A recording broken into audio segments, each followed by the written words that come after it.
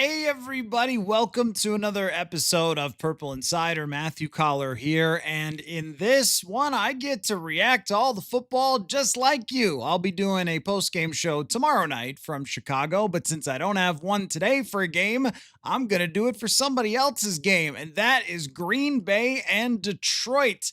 Whoa, what a whooping by the Green Bay Packers of the Detroit Lions. I'm going to get the FanDuel question of the day right to you. Which team was who you thought they are? The Denny Green quote, they are who we thought they were. Which team today is who you thought they were? Because the Detroit Lions and the Green Bay Packers today were the teams that a lot of people thought they were. With Detroit all offseason, what did we talk about? New coordinators, new interior offensive line. They're going to be relying on a rookie up front. They're going to be relying on a late round draft pick up front. They let Kevin Zeitler go. I don't know why. Frank Ragnow, one of the best players in the NFL, a top 5 center in the league, if not top 3 center in the league, retires. Ben Johnson goes to coach the Chicago Bears. Folks, that's a lot of changes, right? And all offseason long, I stopped short of wanting to go all the way in on Detroit's going to regress. They've got a lot of talent on this team. And week 1 does not make an entire 17-game season.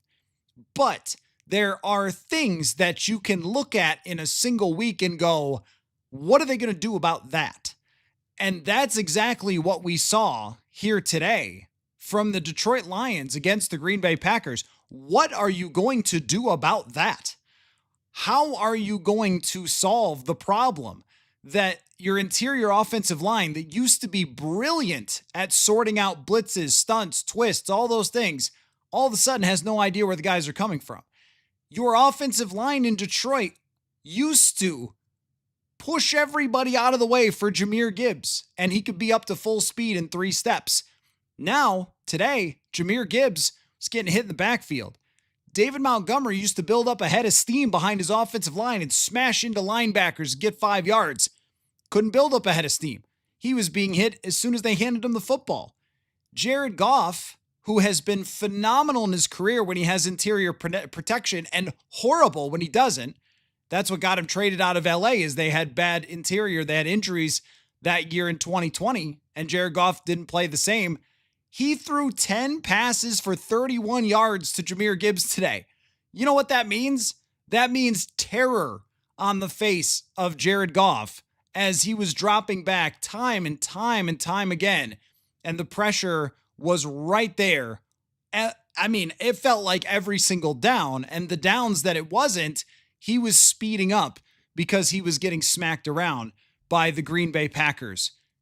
On that side of things, Detroit should be extremely, extremely concerned after this game. Not only that, on the defensive side of things, Matt LaFleur, I really think Matt LaFleur is good as a coach. Really good. I think he gets the most out of his players. I think he's a good play designer. I think he's great with the run game, play action, all those things that a coach can control. And you know where Matt LaFleur is real good is the opening script. And in the opening script of this game, it looked like the Detroit Lions had never seen a Matt LaFleur opening script. It looked like they did not know how Green Bay was going to use the play action, how they were going to push the ball down the field, how they were going to create good pockets for Jordan Love. Love was not confused at all. What was it, his first 8 passes or something were on the money? I mean, right out of the gate, the plays that they practiced over and over again to start the game for Jordan Love, on point. No surprise. You get the script, as many as you want, really. But the opening script for Matt LaFleur is always good. Kelvin Shepard, the defensive coordinator for Detroit, looked like he'd never seen a LaFleur offense. Guys are wide open all over the place. And while I used to criticize Aaron Glenn a lot for just playing man coverage all the time, and I thought that was kind of easy to pick apart unless they had great players, which sometimes they did, sometimes they didn't. This defense offered no confusion whatsoever to Jared Goff. He had plenty of time to throw.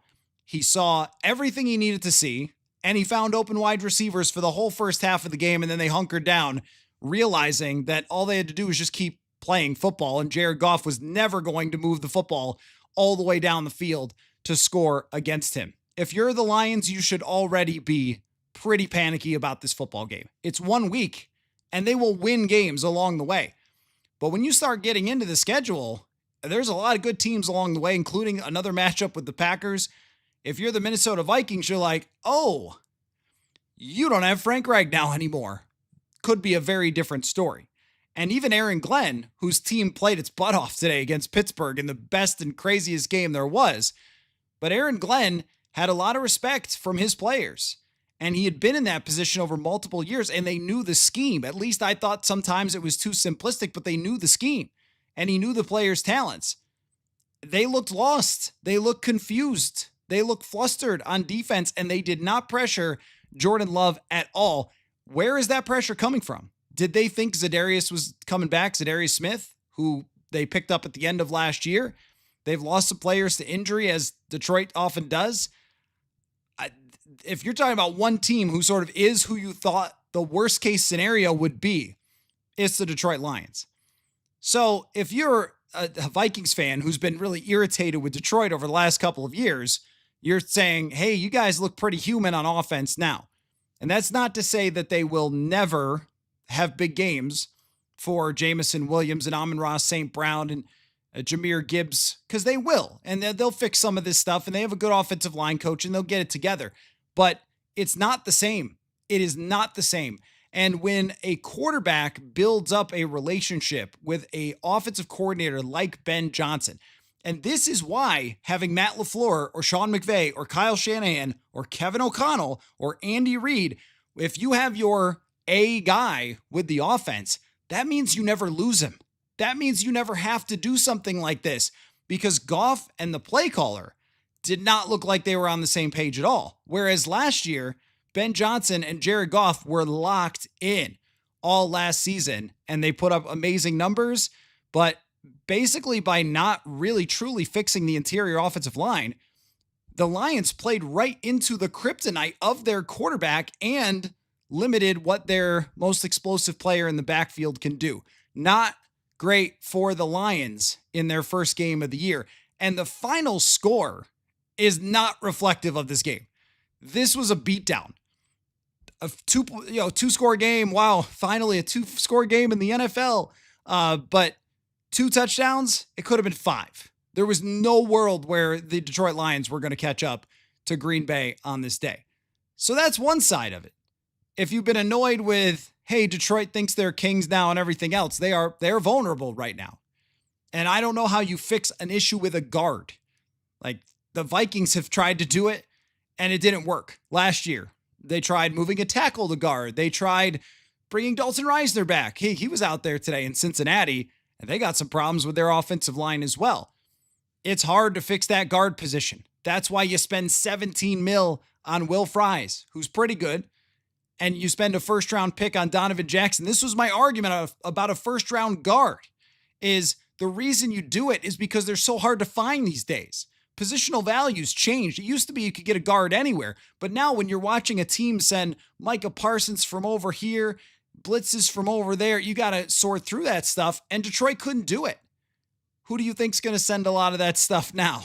Now that they don't have Ben Johnson to pick through it, Brian Flores, when the Vikings ultimately play the Detroit Lions. But that's not for a while, and neither is playing the Green Bay Packers. And just to throw out another famous coach quote from Denny Green, go ahead and crown him. Like, right? I'm sure some of you are saying, oh yeah, go ahead and crown Green Bay. I got to tell you, that was pretty darn impressive what they were able to do. They were the 6th best defense in the NFL last year, and they added a top 5 player in the entire league. And he didn't even do a lot today, as he's still getting back up to full speed, but he was a presence. They were doubling him. They were all over him. And when he was out there, they were worried. And what ended up happening was a lot of other guys suddenly stepped up. Suddenly, Rashawn Gary went from, Rashawn Gary's okay, to, oh my gosh, Rashawn Gary's in on every play. And they had a bunch of guys. I mean, Edgerrin Cooper was all over the place in this game. He was making a ton of plays. Lucas Van Ness had a very impressive pass rush. Devontae Wyatt was in on a couple of plays. He had a very impressive one. Somebody named Colby Wooden, who I was not familiar with your game, sir, had a couple of TFLs. Jared Goff in total takes 4 sacks, but the sacks don't even tell the story here. 39 pass attempts for 225 yards. This defensive front for the Green Bay Packers is a problem. It is a big problem. And you could say, well, that's because Detroit was vulnerable. That's because they caught him at the right time. You're right about all that stuff. But everybody looks a lot shinier now that Micah Parsons is on this football team. And they came out and proved all the hype. And they proved that their decision right off the bat, they didn't prove it completely through 17 games, but they certainly showed what they could be with Micah Parsons in the mix as a defense. A very, very impressive win for the Green Bay Packers. On the offensive side, they were okay. It wasn't that impressive of an offensive performance, but it didn't need to be. No sacks, though, for Jordan Love. That's a big one. They ran the ball okay. I mean, when you're up the game all day long, you're just going to hammer it home. So both of these teams, they were the narrative. The narrative going into this game was the Green Bay Packers. They're a Super Bowl contender now. Look at them. They got Micah Parsons. They're going to be an unstoppable beast. And a lot of you were like, no, this last week. But they certainly said yes today. And a lot of you said, and a lot of the analysts said, I don't know, watch out for that Detroit regression. And all of you were right that they got hit by that pretty hard. And I think when we go through these week 1 games, because I want to go through a bunch of them and talk about who we thought they were going to be and who surprised us throughout this day. So I'm going to go through a lot of them, the different games. And there was some great, well, what a day of football. What a day to sit and watch football, right? But this one right here, I mean, this is, if you're watching from a Vikings perspective, you're pretty conflicted because all of a sudden you feel like, well, Detroit is now very beatable and doesn't match up the same way without Ben Johnson. And Green Bay looks like they are a lot better than they were last year. And, you know, Matt Golden got a couple of catches. They mixed in their wide receivers. They ran the football. I mean, it was just a great game for the Packers and not at all for the Detroit Lions. So that's the FanDuel question of the day is who you thought they were? What team today that played? So I'm going to go through the entire scoreboard, not every single game, but the ones that stood out to me, talk about how those impact the Vikings and some thoughts on those, but wanted to also mention that Harrison Smith is not going to play against the Chicago Bears. We thought that was going to be the case. That is the case.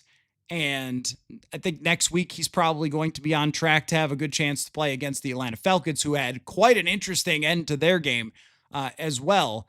But in terms of how they're going to replace Harrison Smith, there is a little bit of a silver lining to this, which is he's been dealing with this for weeks. So Jay Ward's gotten a ton of work. And the other safeties who mix in, they've gotten a ton of work. If they need somebody to go in there, I'm not sure how much they're going to use someone like Jay Ward because they have a nickel package that they use a ton during training camp. Jeff Okudah was out there a lot during training camp. 3 corners, I think, is more of the traditional way of doing it, but I think Flores so strongly believes on the best 11 that's why he's been a 3 safety team recently. But they've had a lot of time to practice what they're going to do in this game. It's not catching them by surprise. It's not a last-minute type of change. They probably knew for the entire week. Maybe you throw it out there as doubtful just because, just to kind of, hey, Chicago, think about Harrison Smith for a day, right? Just have to spend 5 more minutes preparing than you would have been spending on something else. But it does change the communication of the defense. I think this now puts a lot of pressure on Metellus, puts a lot of pressure on Byron Murphy. These are 2 guys who are kind of the central players when it comes to that communication. And Josh Metellus is a guy that everybody on this coaching staff sees as one of the smartest football minds in the building. You're not replacing him with any old guy. It's somebody that they wanted to have call plays in the preseason game because they all see him as a future coach. Like, that's what they think of Josh Metellus. So he's been training for this type of situation for several years. He knows the defense inside and out. I don't think without Harrison Smith, all of a sudden this thing crumbles. But there is an impact because Harrison Smith is one of the masters of deception. He is one of the best over the last 10 years of I'm lining up here and showing you this, but actually I'm doing that. And I think it's one of the reasons he's been able to have so much success later on into his career is because it's really built a lot. Early in his career, he had great physical skills, elite physical talents. And when it all peaked, the physical and the mental was 2017 when he was one of the best players in the NFL that year. All pro, could have won Defensive Player of the Year, best defense. Probably some of the shine there got taken away by the fact that other guys were just as good as he was that season on the number one defense. But he should have been in the race for Defensive Player of the Year in 2017. And in his later years, it's not as much the physical quickness. It's a lot more of the deception, the games he plays with the quarterback. There's no better guy to play games with the line of scrimmage than Caleb Williams. So they will miss that. But I think that Josh Metellus has kind of been this Harrison Smith protege for a long time now.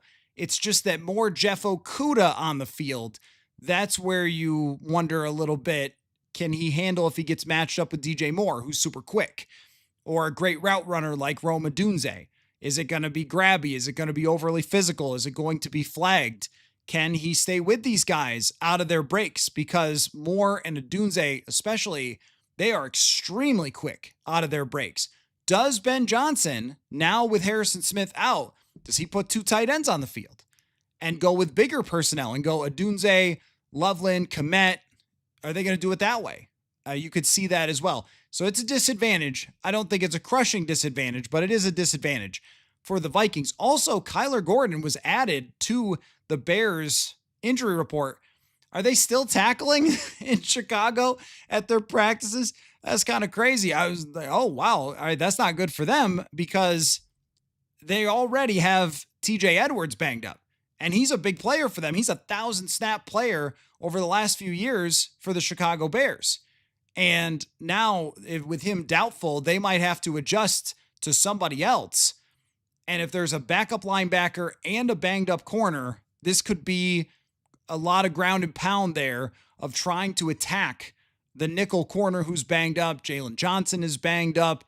There's opportunities there. And they do not have a lot of depth at the cornerback position. So a surprising, usually you don't get too many mid-Sunday updates for Monday Night Football with the injuries, but that's what we got today with Harrison Smith and Kyler Gordon from Chicago. So let me look at some of these games, and I want to know who who I thought they were, games are for the day. And I promise for tonight, I'm going to log off after 1 hour because it's Bills-Ravens. I'm watching that football game.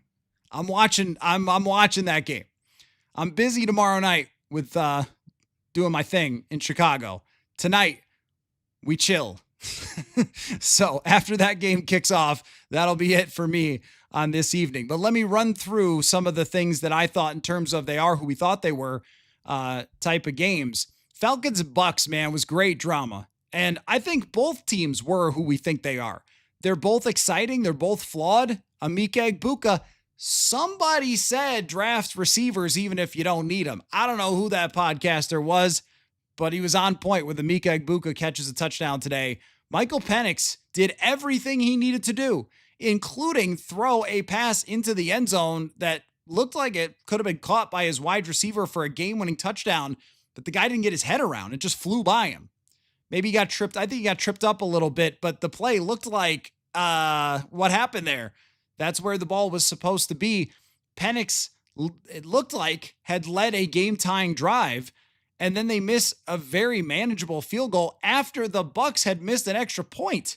Like, did someone turn on the air conditioning in the whatever it is dome there in Atlanta? What are the odds of missing an extra point? It's probably 98% that you make extra points. And the game-winning field goal, how far was that? I mean, it was not a deep kick. It was in the 40-yard range, and they miss it. So Tampa Bay comes away with the win. Both teams, though, I think are exciting. They're fun. They have great offenses. Bijan Robinson had the big 50-yard touchdown right from the outset. And Michael Penix, they trust Michael Penix so much in the pocket to not get sacked that they had no timeouts and maybe 12 seconds left, and they're still calling pass plays for him to take shots at the end zone. Penix was in command. He's not perfect, but he was in real command against a very good defense today. That battle's going to be good. Bengals-Browns, the Bengals week 3, keeping a close eye on them. I have no idea how they're going to stop the Vikings D-line. I think I've probably, and we pick the schedule each week, I've probably always had that as a loss. I don't know. If they can't block anyone and they can't play any defense, because Joe Flacco racked up a ton of yards in that game and completely dominated actually in terms of yardage. Let me look at this. The yardage was crazy in this game for a close game. Yeah, the Browns had twice as many first downs as the Bengals in this game that the Browns lost. They got 9 of 16 on the Browns, 9 of 16 on third downs and 11 of 19 on third or fourth downs against Cincinnati. 71-49 plays. Cincinnati's got 3 players, man. They have 3 players. They're trying to win the league with 3 players. It's crazy. And those guys, Higgins and Jamar Chase didn't do a thing today. Cleveland really should have won this game. 2 interceptions for Joe Flacco, but goes for 290, and they had the ball all day. That's very interesting for week 3 for the Minnesota Vikings. Dolphins, Colts. Okay, somebody say it. Somebody on Monday, this is my prediction, somebody on Monday will be like, man, the Vikings shouldn't have let Daniel Jones get out the door. The Vikings got to win tomorrow, and JJ's got to play great because Daniel Jones and Aaron Rodgers both lit it up. Miami, you are who they thought they were? Miami. Great nomination there. Definitely not the Colts, but Miami. Just a mess. Just, they are the Dallas Cowboys East.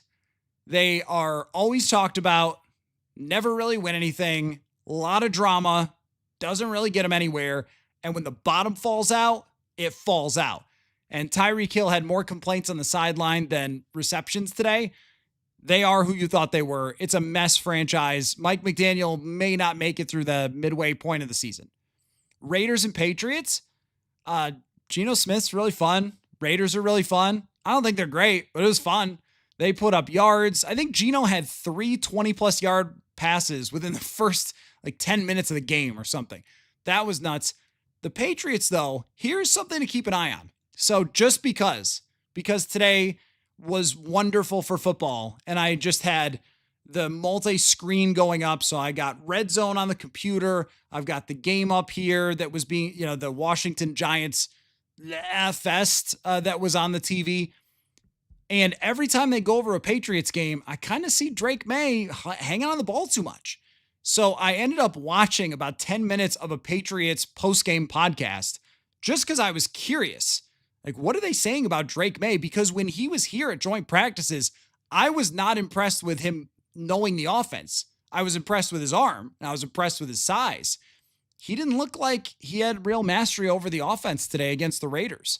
And good for Pete Carroll. Hey, if you think somebody over 70 years old can't do something, you can only refer to Belichick and UNC there, because Pete Carroll is in his 70s and he's doing it with a win for the Raiders. But both those teams kind of are who I thought they were going to be. Patriots, messy offensive line, kind of brutal. And I don't know, it might be setting Drake May back a little. You know what I was actually getting a feeling from May was a little bit Jets Sam Darnold. Super talented guy, bad team. Is he getting bad habits? And the Raiders are going to be entertaining. Cardinals, Saints, I have no comments. Except for Saints fans, you better hope Arch Manning is good. Hasn't looked good, but you better hope. Steelers, Jets, let's talk about it. Wonderful football game. Aaron Rodgers just goes off in this game. But it looks like a college football game where neither team could tackle. They were throwing screens to DK Metcalf. He's just running by everybody. Where are the Jets? Aaron Glenn, defensive coach, everybody. Not today. And then the game-winning field goal from 60, just absolutely wild. But Aaron Rodgers, for a week, gets to be, hey, I'm back, baby. And I don't think that either of these two teams are who they looked like today. I don't think that the Steelers are going to put up 30 points a game with Aaron Rodgers because he still looks like he can't really move. He can definitely still throw the ball. And if you don't pressure him at all and you never tackle on screen passes, yeah, he's going to do pretty good. There's no doubt about that. They're not going to have an elite offense, I don't think. If they do, it would be pretty darn impressive. And I also don't think Justin Fields is back, folks. Maybe Darnold did make you think about it. Geno Smith has made you think about it twice when it comes to some bust quarterbacks. And he was a fun watch today, Justin Fields, in that offense. I think that this was just a really random and entertaining game. But the Steelers defense giving up 32 to Justin Fields. Vikings play the Steelers in Dublin, week 4. That defense on paper looks unbelievable. Wasn't today. So I think the Steelers defense will be much better. I think their offense will be much worse in the long run. And actually, I mean, the Jets could be a team that play a lot of interesting games because Justin Fields runs around, and I think they're just probably going to be bad. So I don't think they're going to put up 32. That was a weird one. Giants. People keep doing it. People keep doing it. They keep signing Russell Wilson. And I was listening on the radio. I was driving, and I was listening toward the end of this game. And Brian Baldinger was on the radio call. He wanted to strangle Russell Wilson. He was so frustrated watching the Giants offense. He was like urging him, like, come on, make a throw, try to throw to the middle, make a play, do something. He's cooked. They got to put in Jackson Dart. They just tomorrow. Anything. Jameis Winston will be entertaining. That was miserable to watch. Jaden Daniels was fine. What you expect. Those teams are who you thought they were. Giants defense is pretty good. They give up 21 points and lose 21-6 because they signed Russell Wilson and thought it would work. Third straight team that's done that. Panthers Jags was a football game. Titans Broncos, also a football game. Not a great day for Sam Darnold. San Francisco and Seattle. I don't know what to make out of this because they only threw 23 passes for 150 yards with Sam Darnold, and they ran 26 times and lost 17-13. Not really sure what you're doing there. And Jackson Smith-Njigba had a crazy big game, 124 yards on 9 catches, but 23 passes for Sam Darnold. So only 1 sack, no picks. I'm perplexed. I don't really understand. You signed Sam Darnold to a big contract. You signed Cooper Kupp to throw him 2 passes out of a total of 23, and then you run 26 times for 84 yards. Bizarre stuff with Seattle. Seattle and coaching has always been a little bit of a journey with them. But San Francisco looked pretty good in this game defensively. And I think as far as they are who we thought they were, these two teams, San Francisco is never going to just be an easy game. Even in a bad season, San Francisco was a hard team to play last year. They weren't easy for the Vikings. They hung around in that game, even though the Vikings were beating them. But Seattle, if that's how they're going to run this with Sam Darnold, where he's going to throw 20 passes a game for 150 yards, oh, you're going to lose a lot. You're not going to win that way. Texans, Rams, Texans. The things that the Texans did to resolve their offensive line problems. Well, they made a good draft pick. Ariante Ursary. Good draft pick. But they signed Cam Robinson as the veteran. That didn't work for the Vikings last year as it went down the stretch. They traded for Ed Ingram. These were their answers. No surprise that a Los Angeles Rams team ends up beating them 14-9 in an old school rock'em sock'em. CJ Stroud, I mean, who is... They can't run the ball that well. I mean, they did kind of today with Nick Chubb, but I don't think in the long run they're going to run the ball that well. Stafford just kept the train on the tracks. A lot of possession, 21 for 29. Huge game for Puka Nacua. Puka Nacua's got to be the most underrated player in the league, right? He's never, I mean, you talk about him when he's playing your team, but never otherwise. So there's kind of my rundown of the games that I thought were relevant and the games that told a story, especially about some opponents that the Vikings have coming up. So what is on your guys' mind after an extremely compelling day of National Football League football. I am curious. Hunter, you're right. The Texans need, well, they need their receivers to be healthy, but they need to block for CJ Stroud. CJ Stroud always is a guy who needs time to throw the football.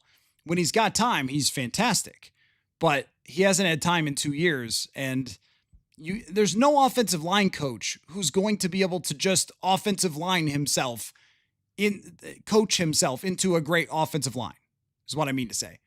There's nobody who's just going to just block this guy and then we'll be fine if your guys are terrible football players. And that's what they still have. Yeah, looking at that box score for San Francisco and Seattle, 72-50 in total plays. Seattle got rid of their offensive coordinator and brought in the same type of thing, I guess, as it was when Pete Carroll was at the end and struggling. You know what that is? That's a defensive head coach. And it's a defensive head coach who I would really struggle to think knows what he's doing. If you have 72 plays for the 49ers and 50 for your team and you throw 23 times and you don't even turn the ball over and that's all you can stay on the field for, that is absolutely brutal. So big surprises today, teams that you thought are exactly what you expected them, surprises. What do you think? This was a really fun day of NFL football. And I see every time that I talk about the Packers, it's the same responses from you guys. They're not that good. They're not that good. I mean, look, today they were. Today there were. There's no other way around it. There's no rationalizing it. They played an incredible football game against the Detroit Lions. Does that mean they've won the Super Bowl? No, it does not. Does it mean that after one football game, they look like a team that's strong enough to be in the playoffs and be very serious? Yes, they do. That's how they look today. I don't think Detroit is that bad for how bad Detroit looked. I think Detroit will still be a team that is competitive in the NFC North. Their season didn't end today because of the way the Packers played against them, but when you manhandle someone like that, when your defensive line just completely takes over a game, well, what is it that usually reflects pretty well into the playoffs? And now the Packers have not only a bunch of good players and guys that they've drafted high up there, and Edgerrin Cooper is a real dude. They have one of the best players in the entire league in Micah Parsons, and he looked pretty quick when he was in there to me. So, nope, Ron, you're not going to crown any team after 1 week. That is absolutely true. You are not, and you can guarantee that tomorrow you're going to hear that everybody's Super Bowl pick is the Green Bay Packers, but I can't watch that football game and tell you, no, guys, that was smoke and mirrors. They got lucky. Oh, they didn't. They laid the wood on another team. And that other team won 15 games last year with a lot of the bones of this team, except for the area that hurts their quarterback the most. So, Lucas doesn't want to get too carried away with the Packers yet. Well, you can't get too carried away with anything. We can only talk about what we just saw. And what we just saw was Green Bay looking like a really, really, really competitive football team, and Detroit looking like it's got some massive holes. And I think about this all the time for like basketball. I think there was an analytics study on basketball that you're sort of only as good as your weakest parts. We talk about that for offensive line sometimes. You're only as good as your weaknesses.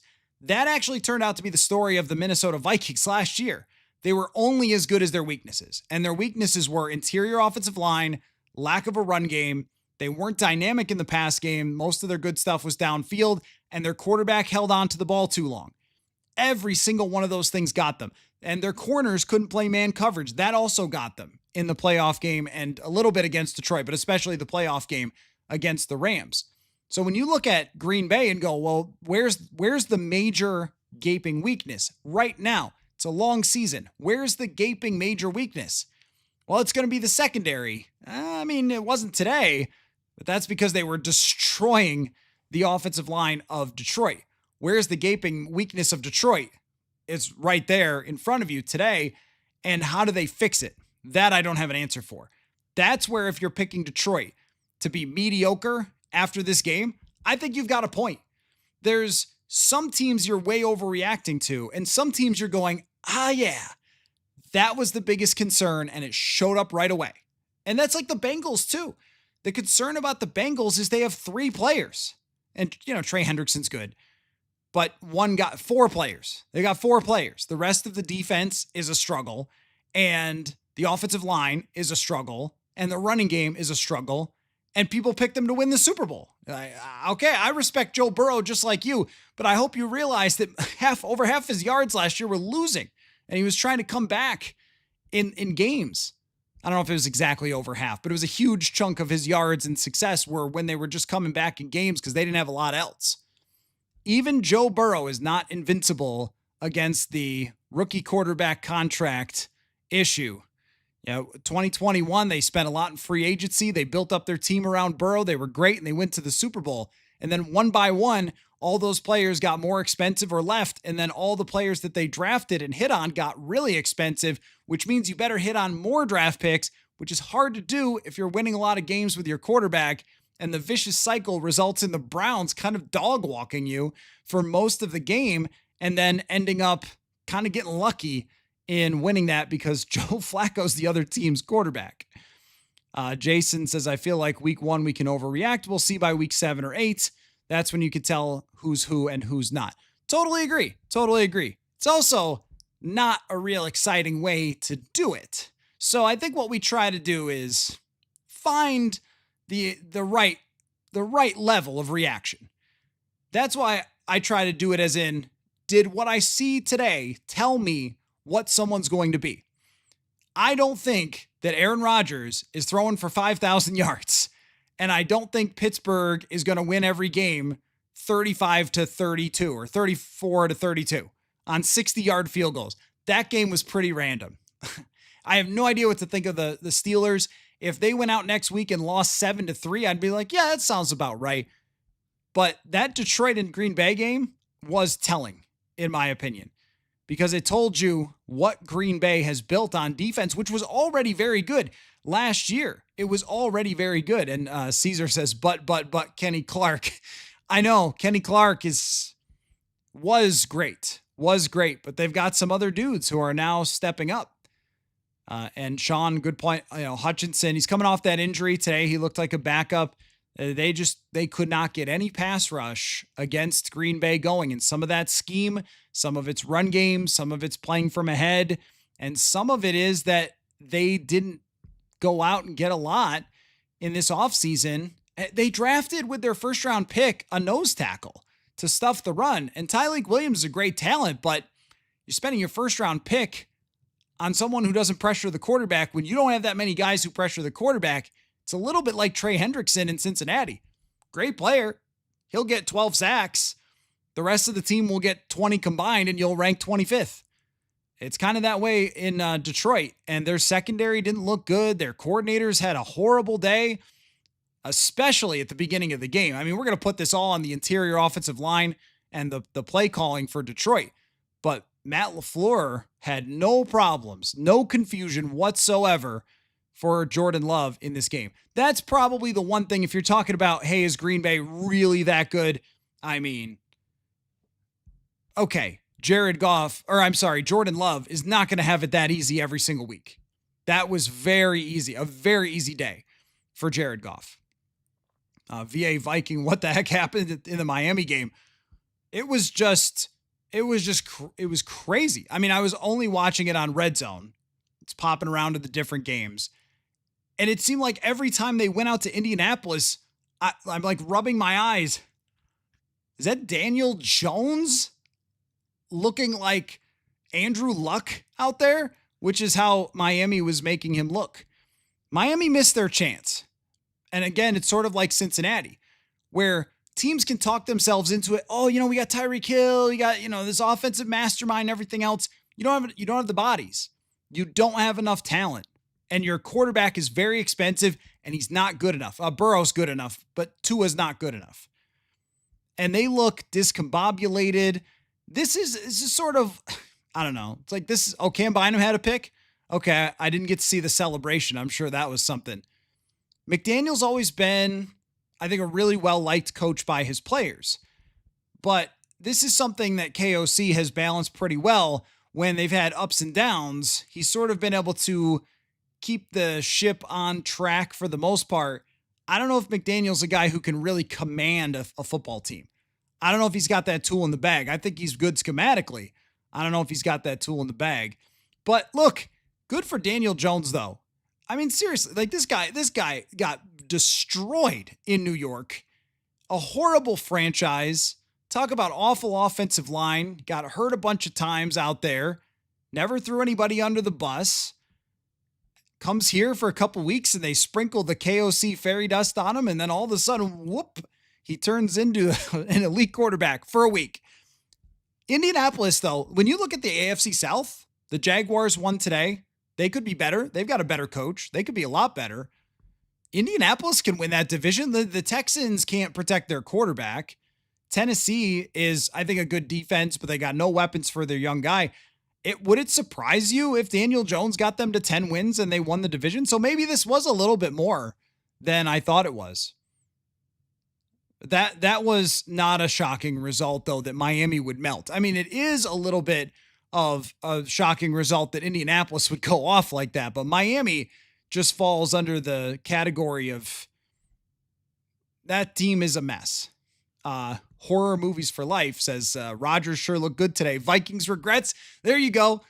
Put this man on television. I'm waiting for that. I'm waiting for that tomorrow. There's probably some reporters who are like, that's why we were saying the Vikings should have gotten Aaron Rodgers. That's why we love football, right? I expected that game. Did you guys know that had the lowest over on FanDuel, the lowest over under of any game this week? Pittsburgh and the Jets. And it ends up being the highest scoring game and won on a 60-yard field goal. Amazing content. Incredible stuff. I think that the long season, when I was looking at Rodgers, several of those throws went about 2 yards and turned into 40 for Rodgers. And that's good design. And Arthur Smith's always been good at that. He's always been good at that screen game stuff when he has people who can execute it. But Aaron Rodgers, to me, didn't look very nifty or very mobile. He kind of just threw it to guys who were wide open repeatedly, which they were with this Jets defense. Jets are going to need a lot of work. A lot of work. There's several teams that better hope already that next year's draft class is good at the quarterback position. I don't know if it's going to be Drew Eller and the LSU kid or whatever. I don't know. But the Jets are one of them. That was a miserable game. I think that Rodgers will settle into being Rodgers. But if you're him, you're like, told you so. Hey, maybe, how about this, Aaron? When you show up at OTAs, that's what happens. No regrets. No regrets for not making that decision for Aaron Rodgers because we haven't seen J.J. McCarthy play yet.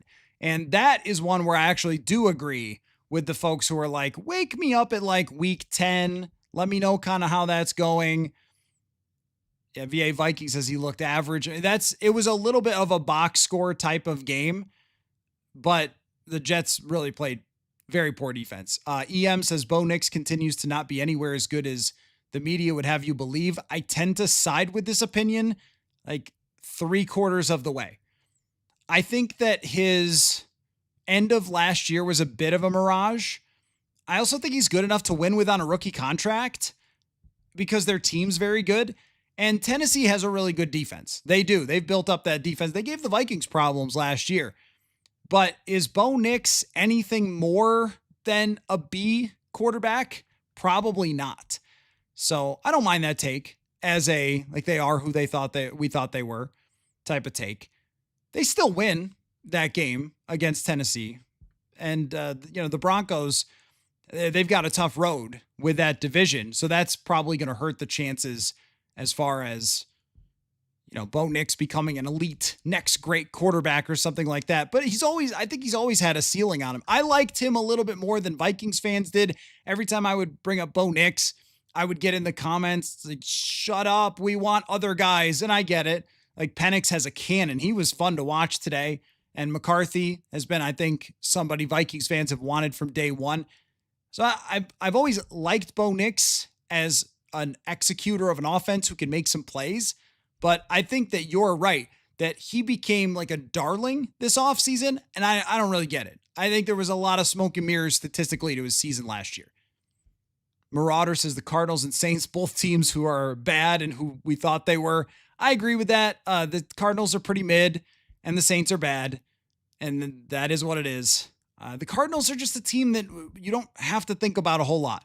In my entire lifetime, Kurt Warner had that time. Carson Palmer had that time. I mean, Jake Plummer was kind of fun. Got to a playoff game.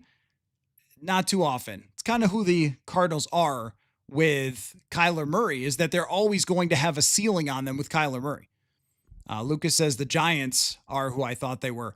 You won't face as the Vikings that Giants version because Jackson Dart will be playing. There is no reason. And look, Brian Daboll is a quarterback guy, so maybe he gets this. There is no reason to not be playing Jackson Dart next week. No reason that Jackson Dart is not tomorrow named the starter of the New York Giants. No reason. It's a team with a fair number of young players. They just drafted super high the last 2 years. You need someone to throw the ball to Malik Neighbors, to throw it to him. Daniel Jones wasn't doing it last year. Well, yeah, he was at times, but he wasn't doing it at near enough the rate that they would like for his talent. And then here's Wilson, who can't see the field still for the third straight year. His athleticism was gone 3 years ago. He can't be a pocket quarterback, and yet still play Jackson Dart. Hunter also saying the Broncos are who you thought they were. Christopher wants to withhold judgment till mid-October. Everybody sit quietly till mid-October. Just going to have some Diet Dr. Pepper and we can all just look at each other as opposed to being pumped about talking about football. Come on, guys. I think everybody knows, and this goes for Monday night as well. I think everybody knows that week 1 does not tell you all the answers. It only tells you one of the answers out of 17. It's a big, beautiful puzzle, and you put the little pieces in. But you know what? Some puzzle pieces, if you've ever put one together, show you more of the picture than others. And there were teams around the league, like the Lions today, where the puzzle piece just happened to be the left and right guard and center that showed you a lot about the Detroit Lions. Makes me wonder how much of the puzzle piece we'll see about the Minnesota Vikings against the Chicago Bears. Wonders how much we'll see about the Bears tomorrow and how much we learn about them. So, I mean, you can definitely be the person that says it's only 1 week, but do you just keep saying this until when? The season's over? I mean, I think that we get a lot of information to work with from a single week in the NFL, and then we talk about it, and that's it. That's what we do here. That's football. That's the fun part, I think, is trying to figure out what we think we know after 1 week, and then, it all changes the very next week. Mr. Maris says the Chargers looked a little scary. Don't believe yet in Herbert fully, or Herbie Fully Loaded. Oh, I get it. Yeah, is that a movie? Herbie Fully Loaded? Yeah, well, the Chargers are fully loaded as a roster. They're pretty scary. Mr. Manager says Fields and Rodgers, not who I thought they were. Totally agree. Not who they're going to be. That's what I think, is those two are not what they're going to end up being. But it was a really fun day, and it was a really fun game. Hunter says predicting there will be a coaching change at the end of the season for the Bengals. I think there's a really good chance of that. In fact, I was almost thinking last year that it was possible, but he's still hanging on to the 2021. You go to the Super Bowl, you get a lot of cachet. Has it been great since then? And look, with Zach Taylor, he got them competitive with Jake Browning that 1 year. It's not really his fault about, the roster falling apart. Their whole franchise, though, are you just wasting years of Joe Burrow here? We're saying this after a win, but they just looked very weak. Lucas says the Commanders are who I thought they were. I agree. That Commanders game, what they showed in this one was that they could do a little bit more than they could last year. And Jaden Daniels, this is a good example of, he goes 19 for 30, 233 and a touchdown. If he's on your fantasy team, now he runs for 68, so that's helpful for you. But you're like, Jaden, it was the Giants. I want you to get like 400 yards total.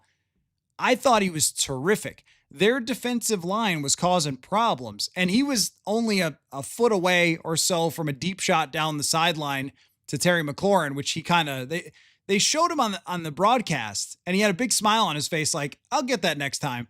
The confidence of Jaden Daniels is tremendous to watch, but he found guys. He went through progressions. He saw downfield. He used anticipation with his throwing. I thought he looked like a guy who grew in the offseason, and that's after one game, and he's got to play 17. He looked to me like someone who was playing more complete quarterback even than he was last year, because even though he ran 11 times, he wasn't bailing from the pocket, and Deebo Samuel was certainly helpful in this game for him. That's a scary team. That is a dangerous and scary team, even though they played the Giants, but they blasted them. They didn't give the Giants any chance. With that quarterback, they are a scary team. And they are who I thought they were, which would be a scary team. Let's see. Yeah, the Kerpluppy going with the Lions. You mentioned everybody predicting a harsh fall off the other day. It was too early to call. No, you're right. And it is too early to call still. And I felt that way going into this, where here's the way that I've talked about the Lions throughout the offseason is I agree with all of it, that I was so impressed with Frank Ragnow. He's a guy where you go up to anybody and ask them who plays on the D-line, you're like, what do you think of this Frank Ragnow character? And they're like, dude, he's amazing. The way his power, his ability to anchor, his intelligence, his mastery over the offense, his leadership of Jared Goff, the dude's a beast. And I think it was Harrison Phillips was talking about other centers asking him, like, what does that guy do that's so great? Like, that's how good Frank Ragnow was. You don't just replace that. So when that happened, I thought this is a huge deal. But I also thought, and the same thing goes for offensive coordinator, defensive coordinator, like this is tough to recreate what they had. But my feeling was we can overdo it with some of that stuff. And we will overdo it with all that stuff this week. I promise. I still think the Lions are a very talented team. But they should be freaking out after this game. They should be, Dan Campbell should be going, oh man, this is not great because my play caller called a terrible game. We can't block up anything. We didn't communicate. That was the craziest part, is that they didn't communicate. There were times where they were just missing stuff and getting free runners. And that's even more concerning because does that mean the OC hasn't given them the answers to, how this team is going to rush after you? Although, the Packers are good at it, but yikes. Son of Beavers, do we have any updates on how the field looks in Chicago? Never good. It's never been good, has it? Hunter's shocked at how good the Jets and Steelers game was. I know sometimes you just have to go, that was real. That was fun. That was a lot of fun. What does it mean? What should we break down from it? Probably not a lot. It was a good time. It was a great red zone game because it wasn't that important to me.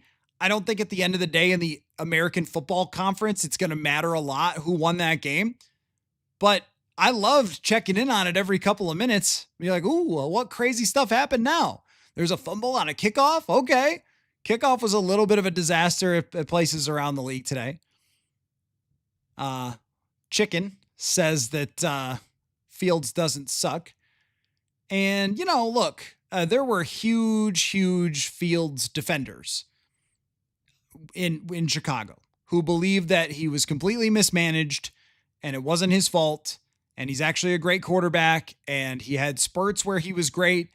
And then it always kind of came back to real life. And that's what he'll be, I think, unless he lands on an amazing team. He's a great talent and he's a fun watch, but I don't think he'll ever be week to week consistent enough as just a pure pocket type of quarterback. He makes some great throws down the field.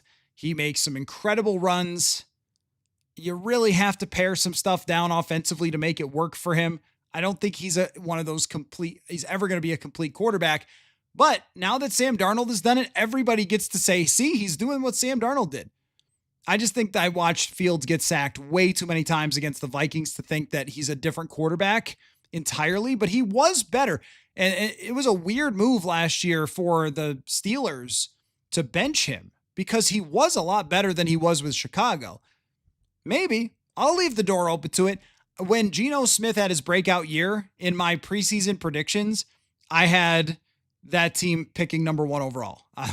I thought, Geno Smith, you guys are going to be terrible. Yeah, maybe it's a good point, chasing FX, that Fields is okay when you've got the league. Right, yeah. When he can run, when you got the lead, sure. But, he's not going to be a great quarterback. Andrews is what really stuck out to me was how Detroit's special teams were compared to the past. Right, that was something that they were great at last year. This is a theory of mine about special teams.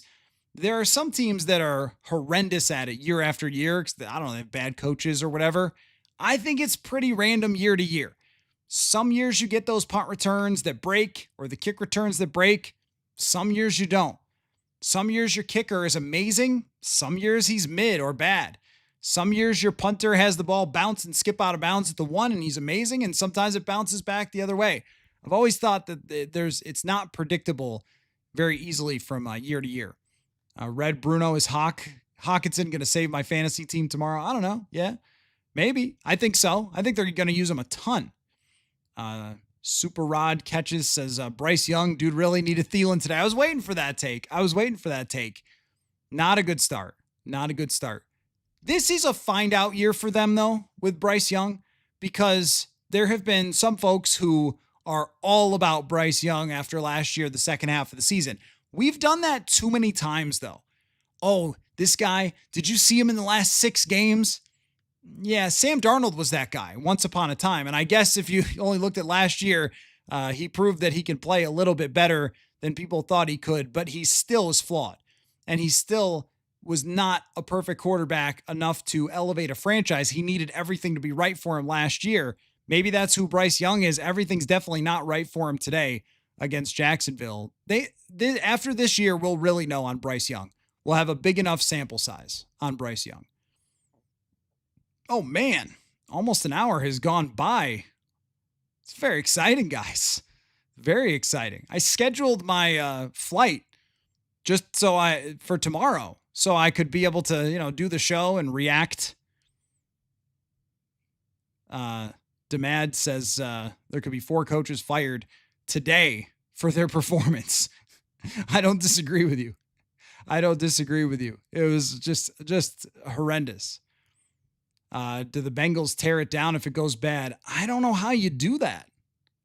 It's already torn down, but they've paid 3 guys so much. What needs that? You know who they are? They're those couple of years for New Orleans where they won 8 games with Drew Brees. And then they had that crazy draft class with Alvin Kamara, a couple other guys, Lattimore. That's what they really need, and they just haven't gotten it. They have not gotten that one big draft class that's really filled out the rest of their roster. Dr. Pepper Zero over Diet Dr. Pepper. I don't know, Tobias. I don't know. I don't think I've ever tried Dr. Pepper Zero. I don't think so. Mr. Manager says overreaction theater is part of the fun. We only get one bunch of games to work with a week, so we got to talk about it. And then we try to find our right spot. Just our right level of what's too hot, what's too cold, what's too timid, what's too far. I like this comparison, Mo. What's the difference between the Lions and 2018 Vikings? It's a good point. Maybe that the 2018 Vikings look good in week 1. But no, it's a good point. Sometimes you have that great year, and then all of a sudden, the very next year, it's just not the same. Things change, and you lose coordinators, and that losing coordinators thing might be really, really tough. Chris says week 1 dominated by good defenses. Some were, definitely. A couple of games were more high scoring, but it was not a bunch of shootouts. No, I agree with that. Yeah, look through the scores. It was not a bunch of shootouts. You're right. 14-9, 17-13. These are kind of scores from 1993. We're going to hear tomorrow that the scoring was down and what's going on with scoring, and Mel Kiper is going to want to ban any defense like he asked last year. Uh, Jax's Flores knew what was up with Tua. Well, Tua's a guy with limitations. They had 1 year where they had everything for him to succeed. He did, and then they lost in the playoffs. That's a lot of quarterbacks in the NFL. Marauder Jags were bad. Carolina was worse. Yeah, I'm not buying into the Jags. I might buy into the Colts a little bit more, but the Jags at very least have a super talented quarterback that maybe with a little better of a system can do enough to win that division. That absolutely brutal division. Saints 100% are who they thought they were. Yeah, that was the FanDuel question of the day was sort of built for the Lions and Packers discussion, but it was also built for the Saints. They're that bad. I didn't even look at the box score. If they were showing them on Red Zone, I just went to the refrigerator. Spencer Rattler threw 46 passes for 214 yards. Tyler Shuck not winning that job is pretty brutal. The celebration was crazy from Cam Bynum. I'm going to have to go take a look. Do we think Miami or the Saints get the number one pick? I'll go Saints. I think Miami can still win some games. Hamza, if the Lions offensive line performs like they did today, I'm confident in saying that the Vikings D-line will eat them alive. Totally agree. Totally agree. Now, they've got time to fix it, but how do you fix it? That's really the question. How do you fix that?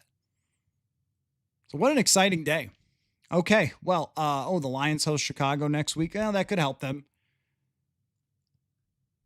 Hunter, Packers look great. Not ready to call it there. Well, nobody's ready to call anything yet.